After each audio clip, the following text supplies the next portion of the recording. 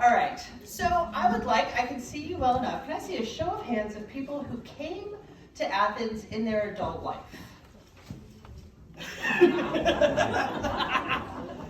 Okay, we've got no natives. Perfect, that's exactly what I was hoping to hear. So, in 2001, my life was split into two distinct parts. One was chaotic and terrifying and heartbreaking.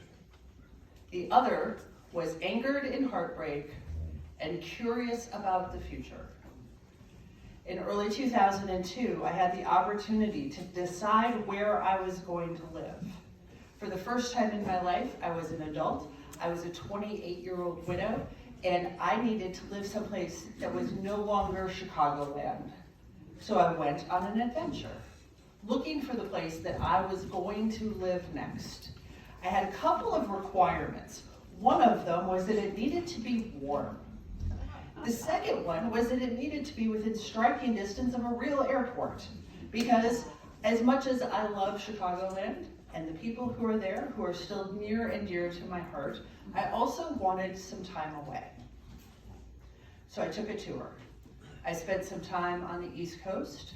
I tried Savannah. I met a beautiful person in Savannah who explained to me that Savannah was a great place to live if you liked random shootings, major flooding, and palmetto bugs as big as your forearm. That was not what I was looking for. I went into Atlanta and looked around and decided that I wanted someplace I could afford. So one day, I drove over the hill. I was on Atlanta Highway at about Milledge, and saw the scene of downtown Athens that you can see from the top of that hill, the one that you can't see anymore because all of our buildings are now enormous boxes with balconies. But then, it was old and new and alive and gorgeous. And I honestly thought, well, now I have to find someplace to live. So I met with the guy who was going to show me some apartments. And I said to him, where do I go for a vegetarian lunch? And he said, go to the Grit. And while I was at the Grit, I said, where do I go to get a good cup of coffee?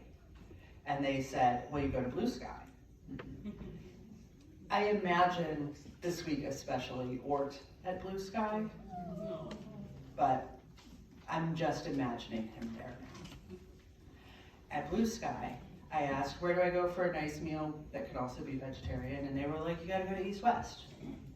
And every place that I went, I asked people, what is the thing you like living in Athens? And then I said, what is the worst part of living in Athens? And over and over and over again, people were like, the parking. The parking is a hot mess. It is a nightmare. You will weep.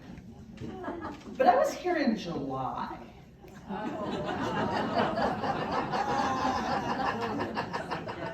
And so, every time they said that, and I pulled into East West and parked at the door, and I went to Blue Sky, where there was still driving on that street, and parked in front of it. I was like, this is fantastic. If this is going to be the worst part of this, I'm here in the middle of July, it's hot as blazes, I am lighted, people are crying about the parking, but it's fantastic.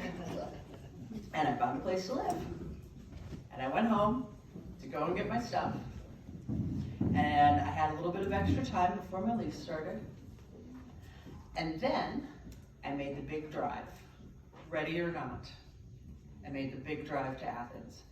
I drove over the mountain that is in Tennessee. For the first and only time in my life, I felt like I was in trouble because of a semi-truck. He had written a sign that essentially said, beautiful woman, if you would be so generous as to take your top off while you drive down this mountain, and let the sun shine upon thine chest and my eyes. But he shortened it to show me your...